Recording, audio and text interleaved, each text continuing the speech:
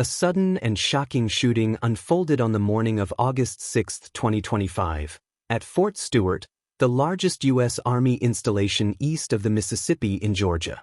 The incident, captured within minutes, left 5 soldiers injured, triggered a base-wide lockdown, and raised pressing questions about base security and firearm policies. At 10:56 a.m. local time, gunfire erupted in the 2nd Armored Brigade Combat Team area.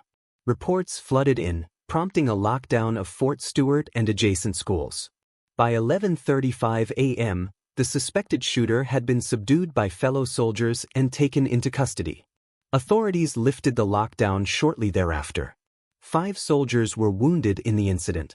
Initial treatment was provided on-site before transporting them to Wynn Army Community Hospital. 2 were later transferred to a Savannah facility for observation.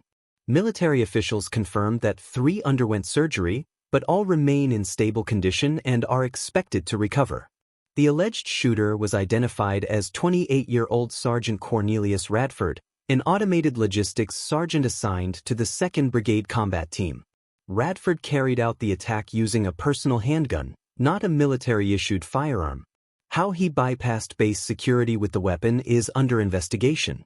He had no history of combat deployment or known disciplinary issues, though authorities revealed he was out on bond at the time.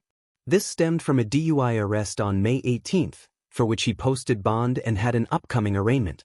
Radford was placed in pretrial confinement, awaiting charges from the Office of Special Trial Counsel.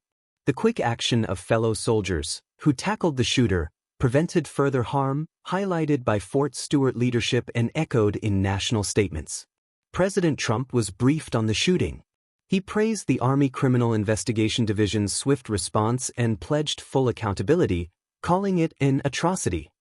Georgia Governor Brian Kemp, along with local officials including Senator Raphael Warnock, expressed condolences and support for those affected in the Fort Stewart community. The incident reignited debate over military firearm policies. Pentagon regulations prohibit most personnel from carrying personal firearms on base. Critics argue these rules may hinder immediate defense in emergencies. The Fort Stewart shooting rattled a major military community and renewed scrutiny on firearm regulations at U.S. bases. While swift action by service members prevented further tragedy, critical questions remain, especially regarding how a personal weapon breached base security protocols. As the investigation continues, military and civilian leaders alike face mounting pressure to reassess safety policies and emergency preparedness.